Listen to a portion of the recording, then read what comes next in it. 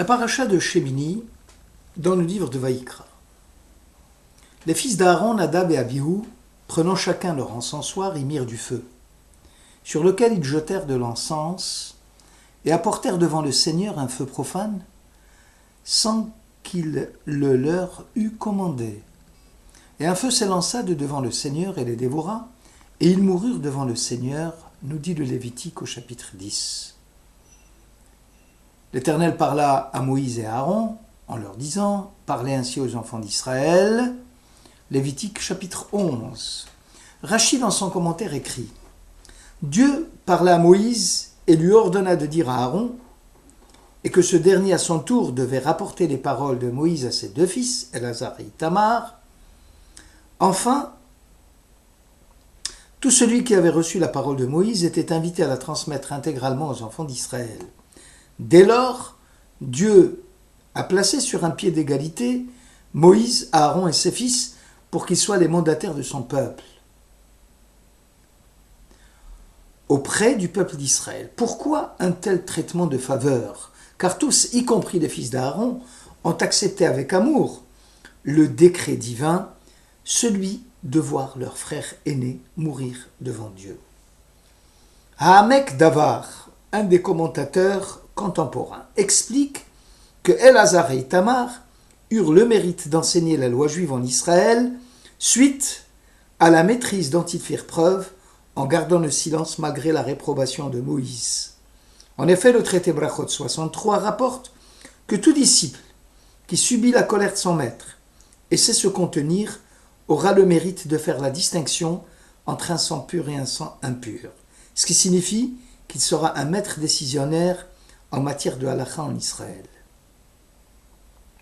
La question est de savoir pourquoi la rétribution de la maîtrise de soi et du self-control a pour conséquence le mérite de compter parmi les décisionnaires en matière de loi juive.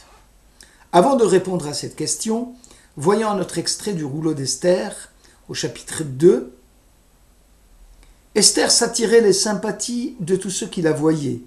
Le traité Megillah renchérit, Rabbi Elazar explique que chaque personnalité invitée au palais princier avait l'impression de la connaître depuis fort longtemps et l'identifier à l'une des femmes de son peuple. Le Maharal de Prague commente « La vertu cardinale de la reine Esther fut sans contexte, la tzniout, la discrétion, la réserve, la retenue. Ainsi, lorsque le feu dévora les fils d'Aaron et qu'ils moururent devant Dieu, Moïse dit alors à Aaron « C'est là ce que j'avais déclaré l'Éternel en disant « Je veux être sanctifié par ceux qui m'approchent et glorifié à la face de tout le peuple. » Aaron garda le silence. Nous sommes perplexes devant une attitude aussi digne que celle d'Aaron. Voyons la suite.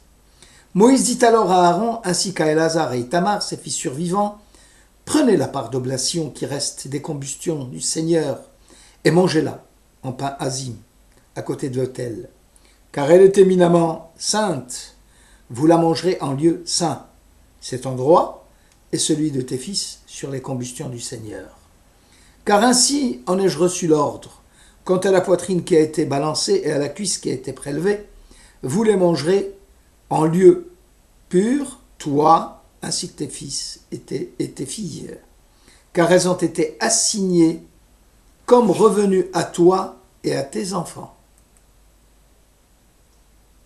Sur les sacrifices rémunératoire des enfants d'Israël.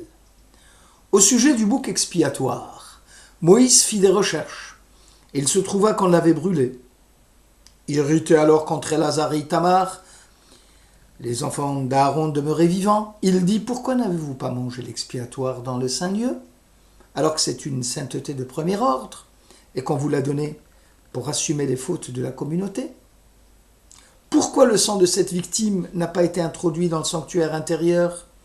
Vous devez la manger dans le sanctuaire, ainsi que je l'ai prescrit. » Aaron répondit à Moïse, « Certes, aujourd'hui même, ils ont fait leur expiatoire devant le Seigneur.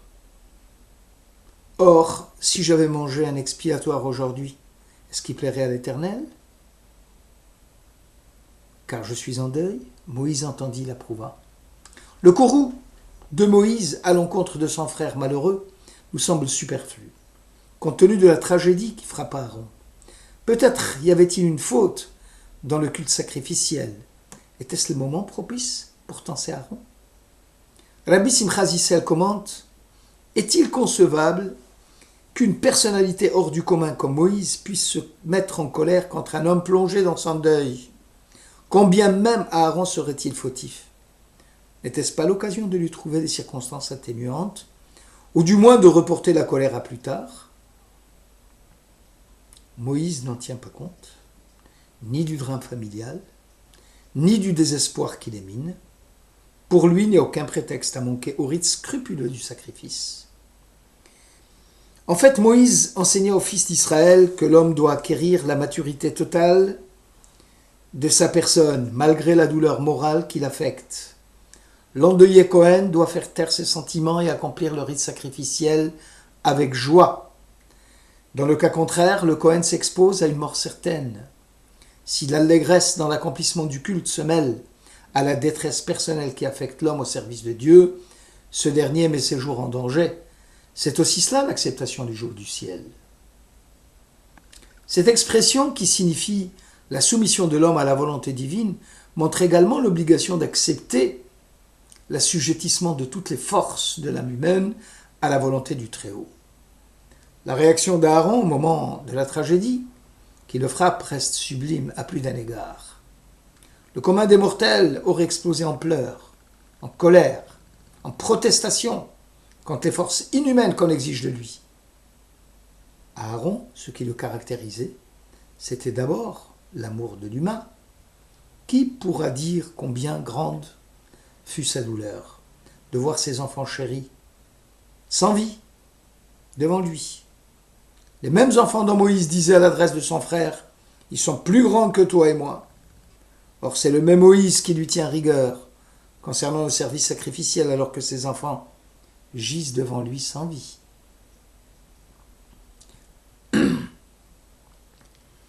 C'est aussi le même Moïse qui, étant prince d'Égypte, ne pouvait rester indifférent à la vue misérable de ses frères opprimés et qui tourne ici le dos à son frère privé de ses enfants. Aaron va se murer dans son silence. Le Midrash Vaïkra Rabbah 13 met l'accent sur la grandeur et la dignité de Aaron, d'Elazar et d'Itamar. Rabbi Pinchas ouvre le débat par une citation tirée des Proverbes de Salomon, chapitre 15. « Prêter une oreille attentive aux instructions salutaires, c'est mériter de vivre parmi les sages. » La première partie de la sentence s'applique bien évidemment au fils d'Aaron. Or Moïse s'est roussé contre eux. Cet état d'emportement lui fera d'ailleurs oublier même la loi juive. Aaron prit les devants et rappela à Moïse le principe du raisonnement a fortiori. S'il est vrai que la dîme, dont la consommation revêt une rigueur moindre, était interdite à toute personne en deuil avant les funérailles, n'est-il pas vrai a fortiori que le sacrifice expiatoire dont la rigueur est plus grande le soit aussi à cette même personne? Moïse entendit et approuva. Il fit même circuler un héros dans tout le camp d'Israël qui proclamait « Moïse s'est trompé » et Aaron l'a rectifié. Les fils d'Aaron, Elazar et Itamar, avaient également connaissance de l'erreur du maître, mais ont préféré garder le silence. Ils eurent pour rétribution de voir la providence s'adresser directement à eux et à leur père. Le Midrash met l'accent sur la grandeur d'âme des fils d'Aaron. Cette grandeur s'est manifestée dans la retenue surhumaine, caractérisée par leur silence. Ils avaient ressenti toute la douleur du Père et l'admonestation injustifiée de Moïse. Et pourtant ils conservèrent leur calme, allant jusqu'à ne pas dire à leur oncle qu'il était dans l'erreur. Il serait faux de penser qu'ils étaient indifférents au malaise psychique et physique devant le spectacle de la mort de leur frère. C'est le contraire qui semble être vrai. La force de la retenue, la maîtrise de soi, la réserve et la modération devant l'innommable, ce sont là des attitudes que nous avons beaucoup de mal à évaluer, à apprécier à leur juste valeur. Cette maîtrise de soi constitue la force nécessaire pour devenir un décisionnaire en matière de halakha. Or, un nefesh montre la corrélation entre le silence de la retenue et la rétribution qui en découle. Tout élève qui sait se retenir sans couper la parole au maître par un questionnement fastidieux, qui en fait n'est qu'une manière d'échapper à la réflexion profonde, saura se concentrer et s'appliquer avec force sur son sujet d'étude. C'est dans le cadre du processus de formation de sa pensée que l'élève saura distinguer ce qui est vrai et ce qui est incorrect dans l'enseignement du maître. C'est surtout dans le contrôle de soi que l'élève manifestera la qualité de son propre mode de pensée. L'étude approfondie a besoin d'un temps de réflexion long, sans entrave aucune, ce qui permet d'augmenter l'aptitude et le sens de l'analyse fine d'une situation donnée. Qualité nécessaire, exigée d'un décisionnaire en matière de halakha. C'est là l'exégèse de la parole talmudique citée précédemment, que tout élève qui subit la colère de son maître et qui sait se contenir aura le mérite de faire la distinction entre un sang pur et un sang impur.